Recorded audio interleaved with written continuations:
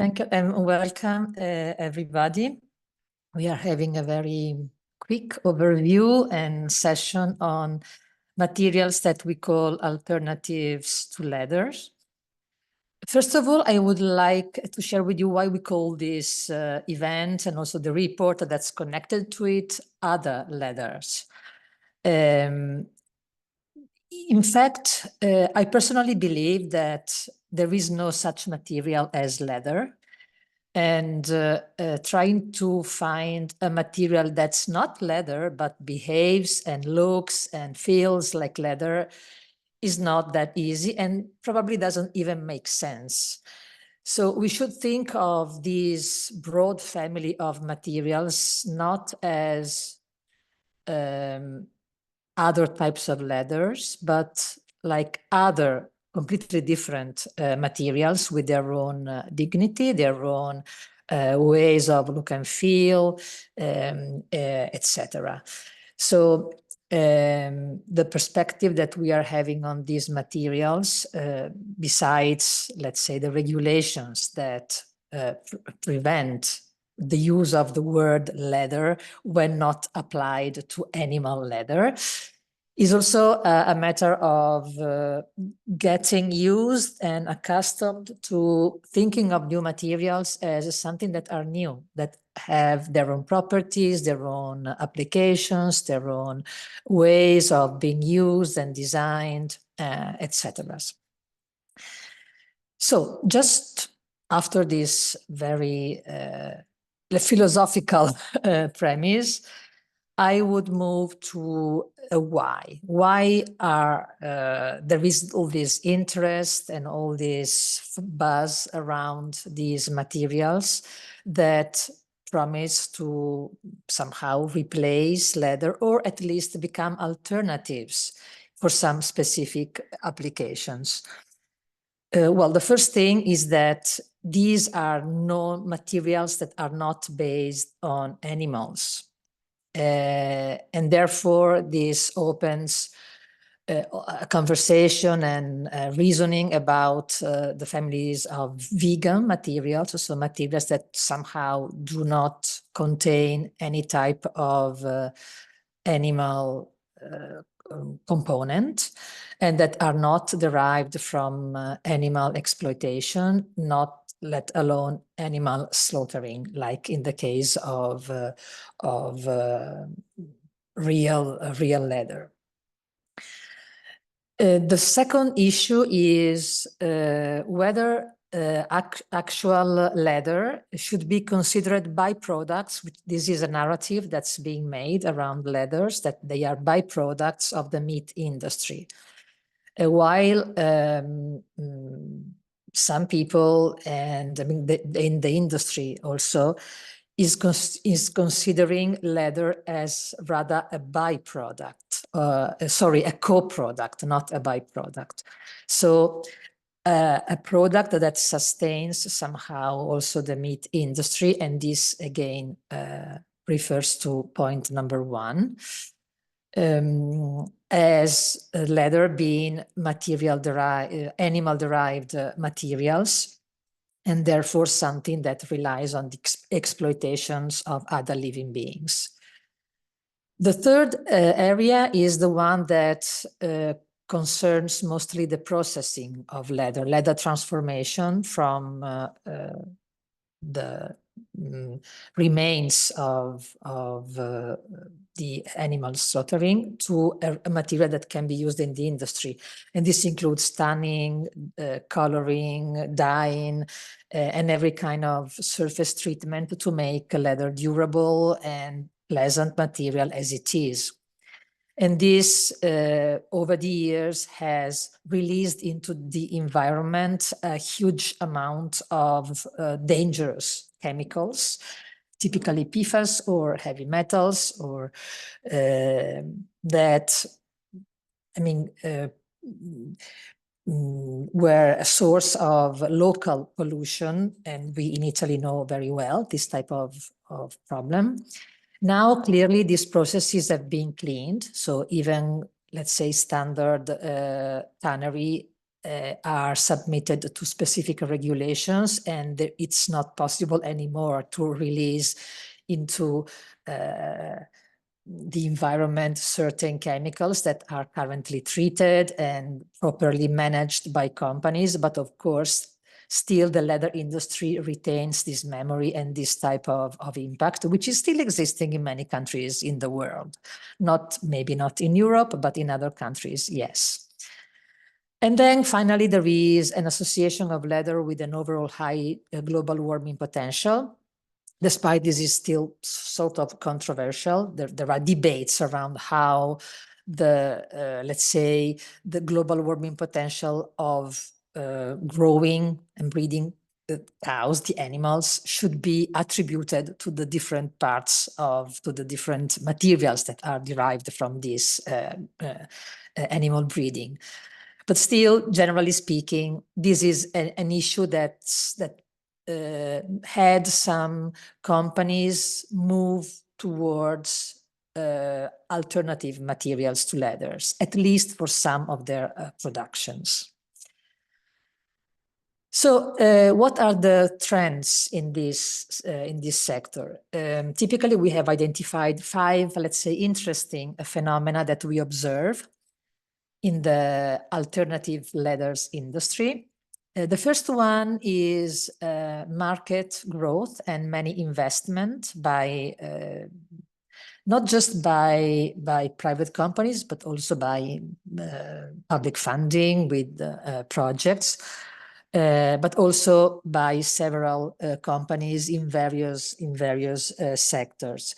It is difficult to estimate the amount of these investments, but we can say that the sector in its whole is expected to grow 6-7% in the next years. There are some analyses that have been made, and we see a growing interest by corporations that will make use of these materials towards investing in new startups and being also the first to propose as pioneers in this type of materials. The second interesting area is that we see several experiments that make use of waste of whatever sort to develop these new materials.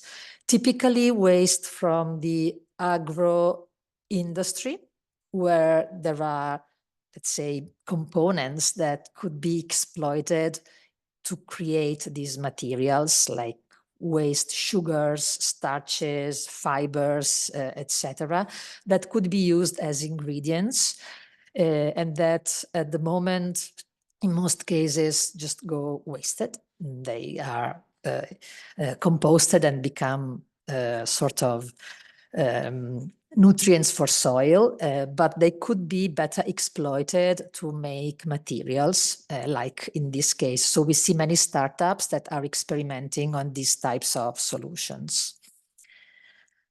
The third area is that there is an increasing role of biotechnology in developing these and also other materials, but particularly in this area, we see that biotechnologies play an important role, and we will see later, particularly for some families of materials where growing and selecting and modifying specific strains of bacteria, for instance, or mycelium that would behave in a certain way in order to create the material in the right way with the right properties.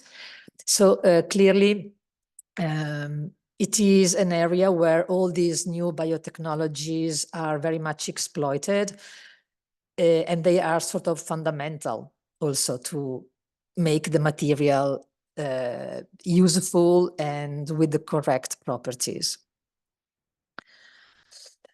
The fourth area where that it's for us particularly interesting is that of aesthetics. As I said in the introduction, we should learn considering these materials as something sort of new, and so with carrying its own also aesthetics. But the market is not necessarily ready for that. And what we have seen in the last tens of years, when new materials, also synthetic materials, were created in order to replace somehow or leathers.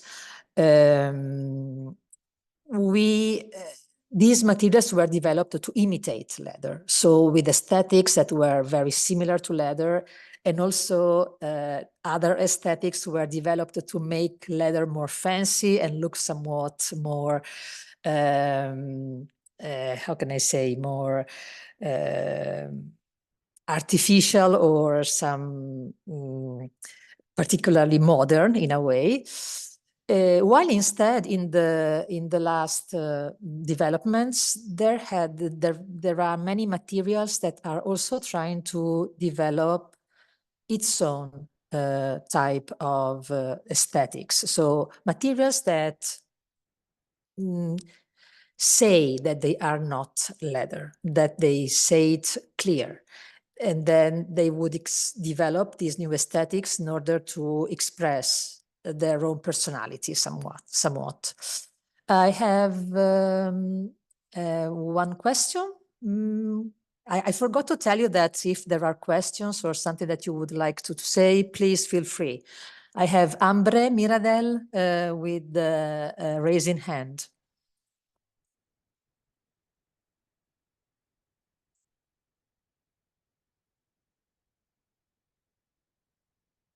Okay, so maybe it was just a mistake.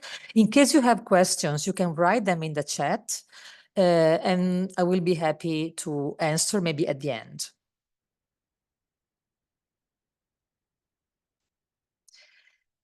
Finally, the fifth area, interesting area, is that of potential applications of these materials, which do not concern only standard applications of leathers, like leatherware, shoes, garments, apparel, etc., but also other applications. Here we see a lamp, for instance, where one of these materials that has some translucent properties has been used as a screen to create lamps, and we will see other examples later.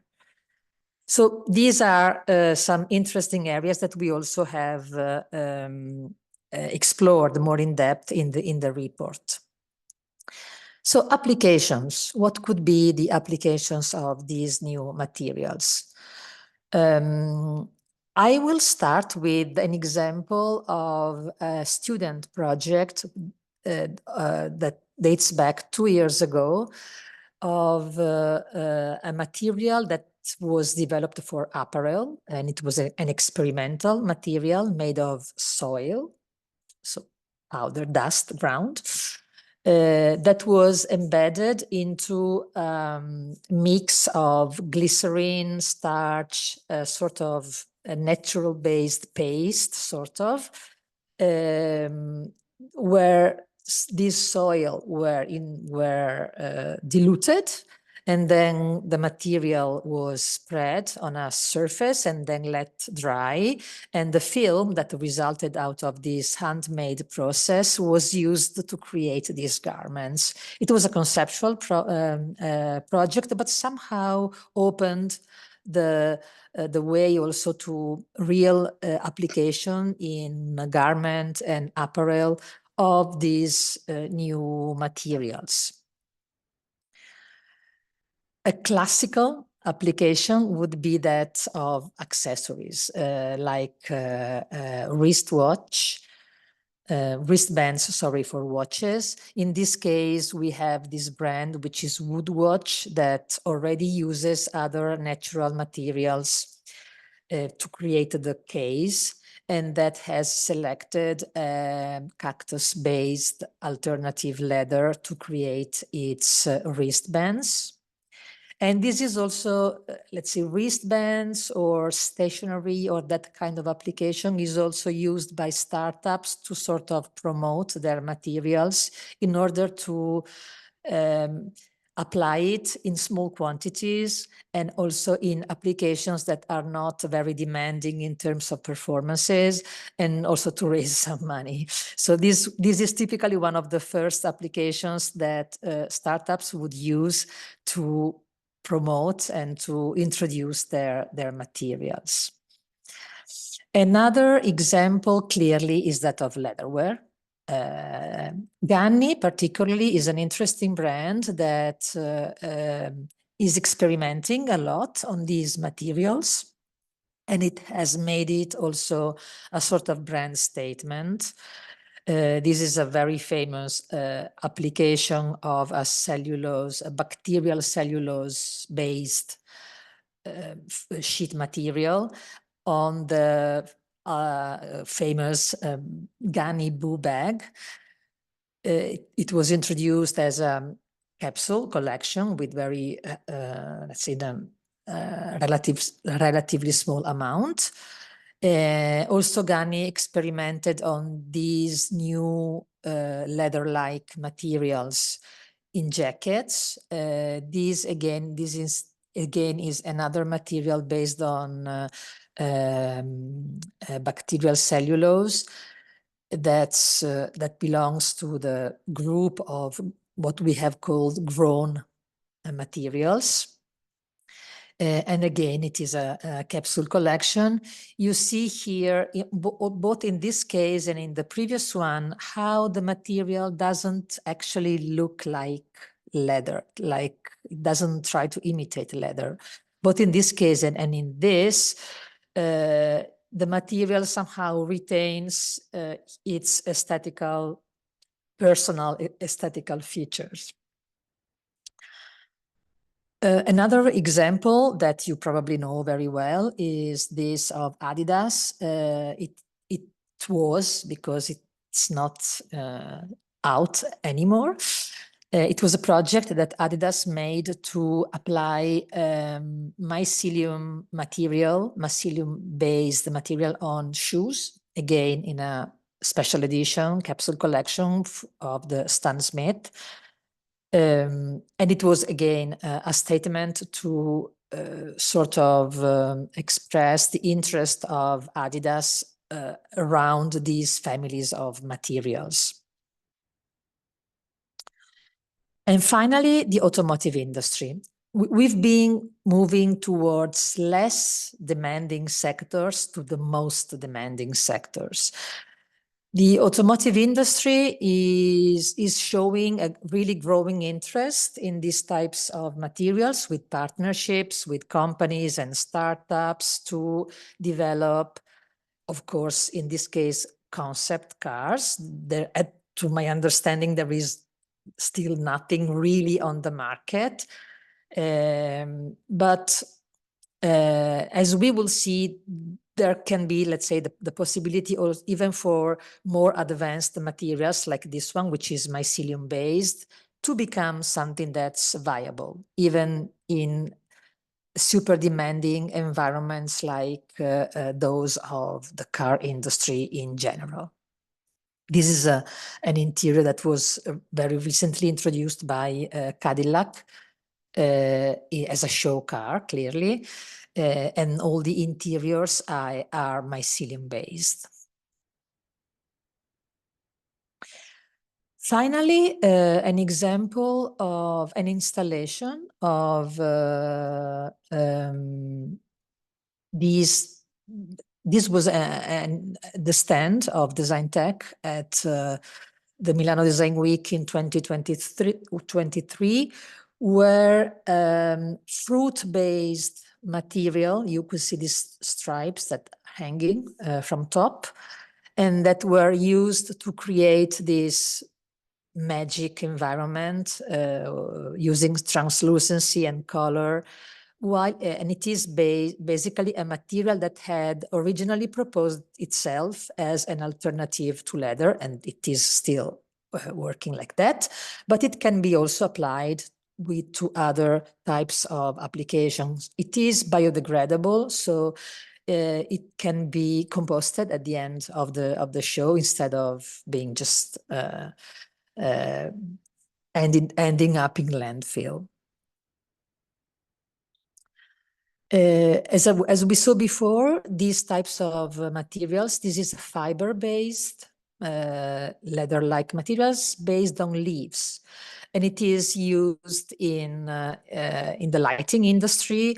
This is a collection that's made of these palm trees leaves, and that with some gluing, let's say, material to keep the fibers together. It can be somewhat considered a leather-like material, and it is used in these lighting, let's say, applications. So we are now moving towards understanding what are the materials, the main material structures of these materials, which we have grouped by the, let's say, types of technologies to obtain these materials, from the most consolidated, let's say, to the most recent, to the most experimental. So the first group, okay, we have made a summary here. Okay, let me, sorry. Okay. We have identified 6 main types of materials in this sector. The first one is that of synthetic suedes. Then we have coated fabrics, we have sheets, we have natural sheets, we have fiber-based materials. Most of them are sort of hybrids, but then it's just to understand how they are made in a way. And then we have those that we call biofabricated or grown materials. So the first group are those obtained by, okay. These are obtained, they are basically microfiber based materials, like non-wovens types. They are quite standard materials that and existing in the market. They have been existing on the market for many, many years. So it is interesting to see how these materials have evolved in order to answer the sustainability challenges. There are typically 3 types of directions that these materials have taken. One concerns the use of bio-based ingredients. So some companies have developed these materials starting from bio-based components, which can be partly or totally bio-based. In many cases, they started with a certain percentage of bio-based content, typically in the PU part, or in the polyester, to create using polyester fibers that are obtained from plant sources, plant-based chemicals. The second strategy is that of using recycled materials instead, recycled ingredients.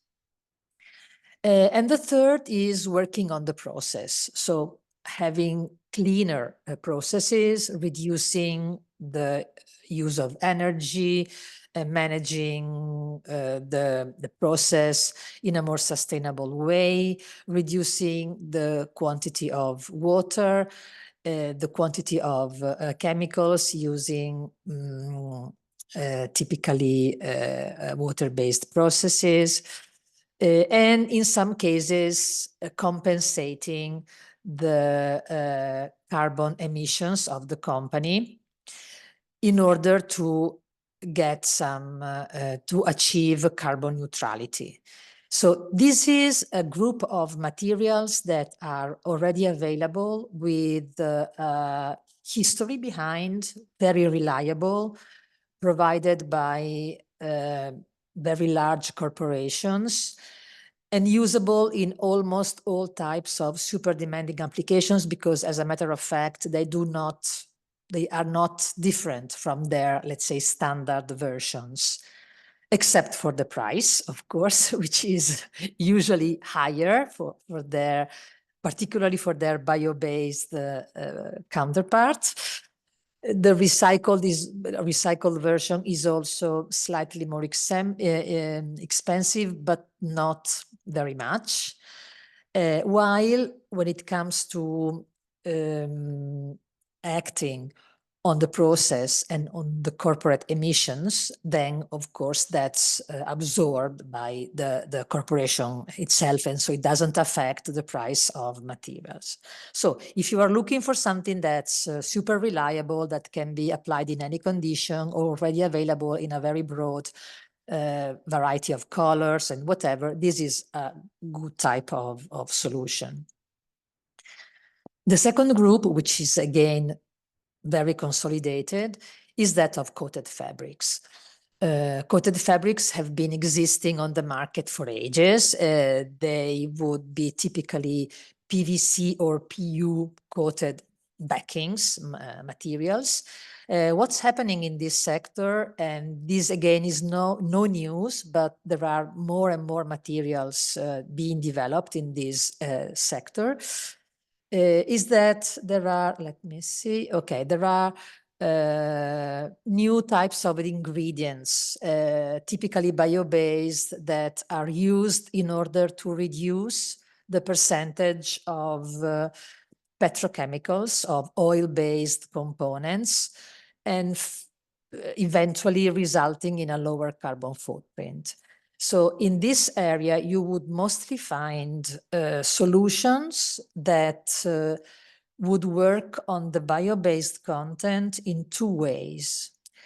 By using natural backings, typically cotton or hemp or flax or other natural fibers, or even bio-based synthetic fibers, lyocell, that type of things, that would be coated with the either PU or PVC-based material with bio-based ingredients that would incorporate bio-based ingredients. So these bio-based ingredients, for instance, in the case of polyurethane, would be bio-based polyols. So in that case, you would have a very standard materials in terms of performance, again, more expensive. It may have some difference in the hand, but overall, it would be really non-distinguishable by its oil-based counterpart.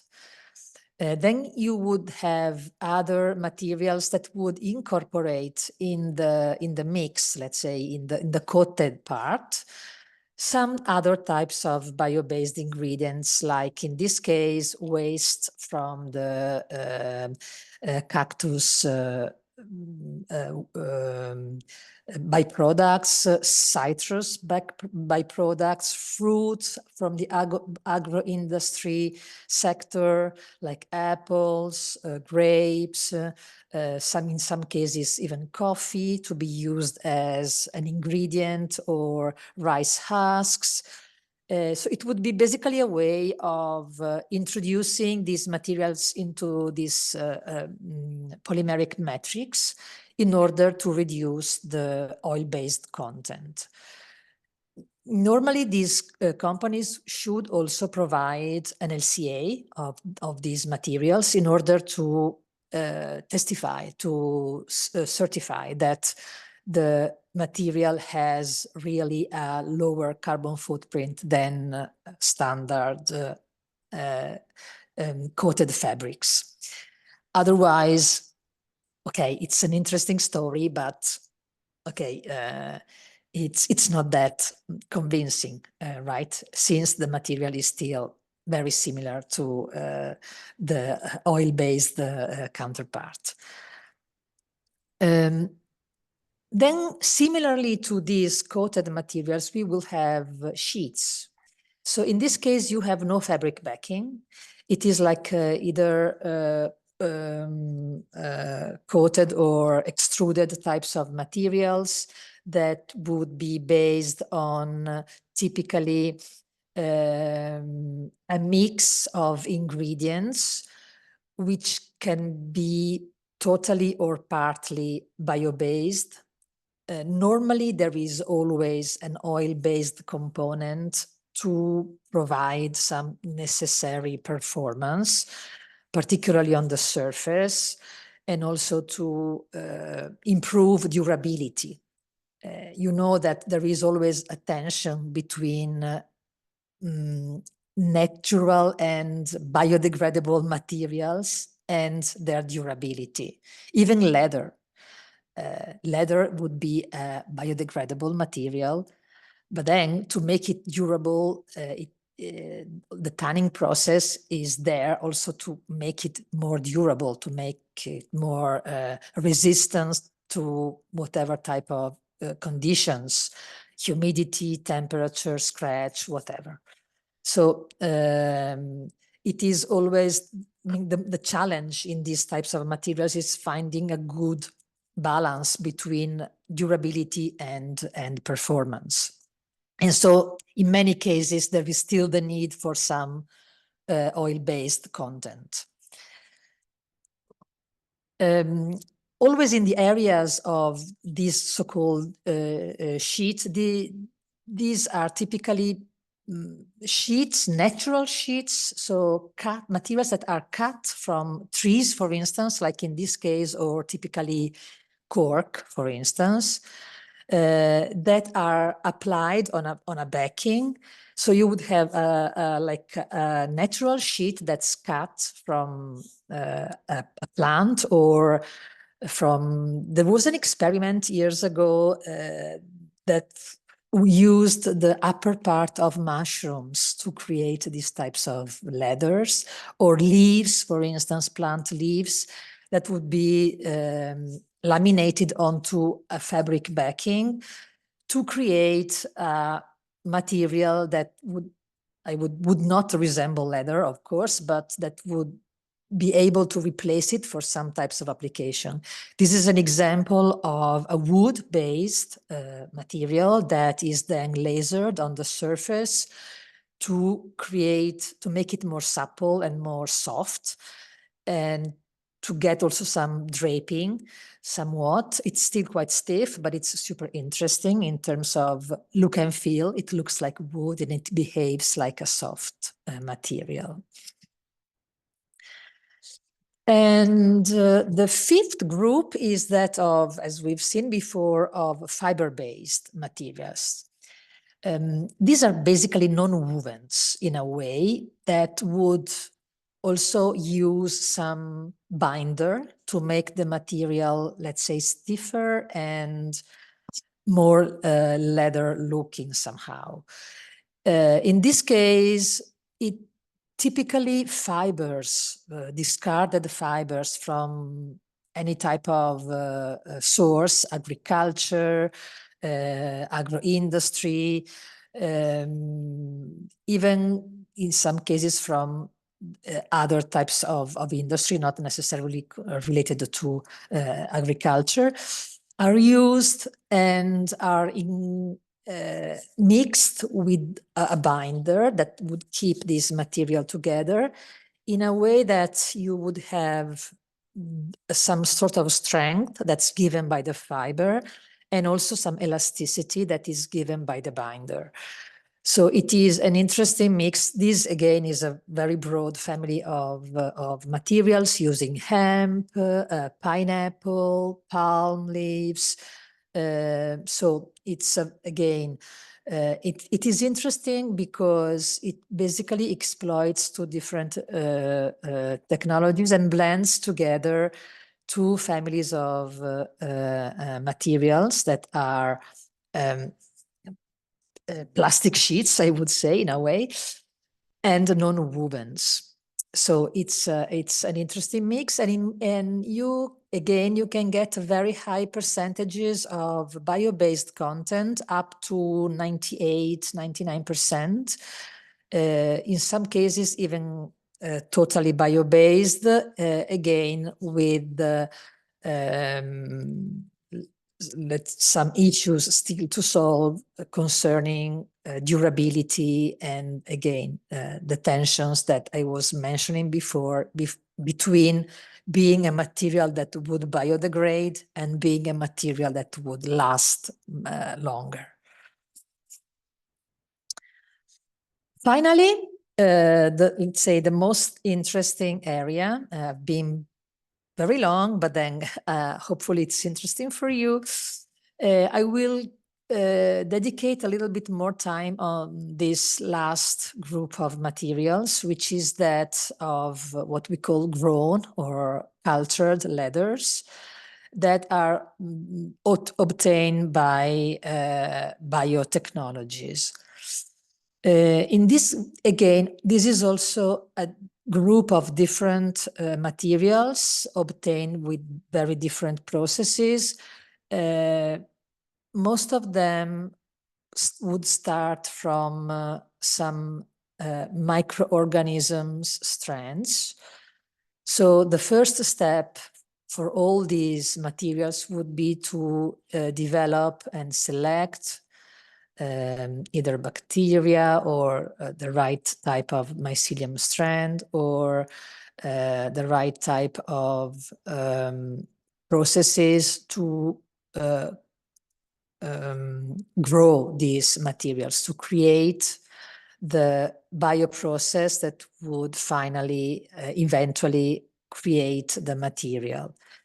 These are particularly interesting because the process is usually happens at low temperature, and it is either the microorganism that makes the work of creating the material, and then all the following steps are those that would transform this base material into something that can be used in an industrial environment. The first type group of materials in this area is that of mycelium-based materials. This is a very interesting sector where many companies are popping up here and there, many startups. There are a few players that are very much consolidated. This is an evolving sector that had some limits, or it still has some limits, due to the fact that you would need to grow these materials in containers that have a fixed size. So therefore you would need room to have, like you see in the upper picture, to grow these materials. And then you would have like limitations in size, while, for instance, many of the materials we've seen before would be available in roll. These types of materials would not. And by the way, not even the real leather is not available in rolls. It's available in pieces, in hides. However, there are technological developments also to create processes, to design processes to obtain these materials in rolls. So mycelium-based materials in rolls. These are still at an experimental stage, but what's interesting and that we notice is that there is a growth also in the ecosystem of these materials. So with companies providing machinery, companies providing the basic ingredients, because there are more players growing. So this is a sector that's something that's worthwhile keeping an eye on. Then we have all the materials that are based on bacterial cellulose fermentation, basically. So materials that would be based on bacterial cellulose, which is a material that has been obtained by the transformation of sugars, basically by specific bacteria, that would then be stabilized or in a process that's sort of similar to tanning, but with its own specific processes in order to obtain materials that can be then used and cut and stitched and that are resistant. Some of these materials are grown on a fabric, on a, let's say, structure, like in this case. In other cases, not. It's just the plain material. And this would also allow to tune the different properties, different colors, and different types of final effect and final material. And finally, the last group is that the last technology, I would say, is that of cultured proteins. You may have followed the debate around cultured meat, which is basically meat, living tissues obtained by lab-grown proteins in order to obtain food, basically. The same type of process, which is already existing in the medical industry, can be replicated in order to create a leather-like material, which is actually leather. I mean, it's made and it has the same ingredients and somewhat properties as real leather, because it comes from some cow cells that are then replicated and grown in a lab scale, in a lab environment. So these are not vegan materials. These are still animal-based. However, they are not obtained by killing any animal. So it is an interesting perspective on having a material that is basically a replica of real leather, but obtained in a synthetic way. Not synthetic. Synthetic is not correct because there is no synthesis. It's, let's say,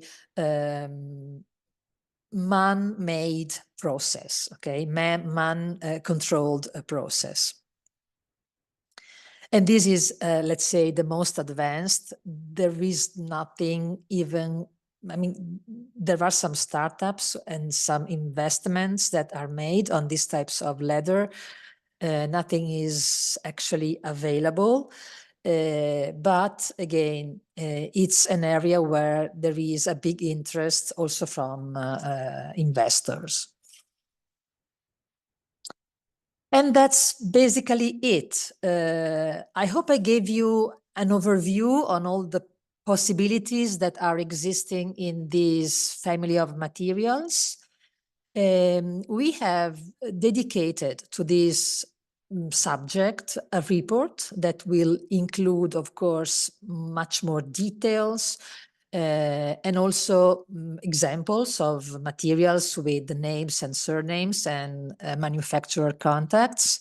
And these can be found, you can also download the preview if you are interested.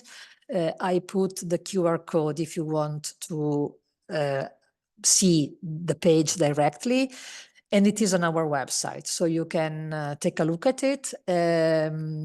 We also have developed other reports on interesting materials that we find particularly useful to follow. One, of course, is packaging, and all these reports are concerning sustainable materials that has some sustainability feature. So clearly, Back to the Future concerns materials for packaging, that have some that would give answers to sustainability requests from the market. The same goes with sustainable interiors, and the same with better plastics.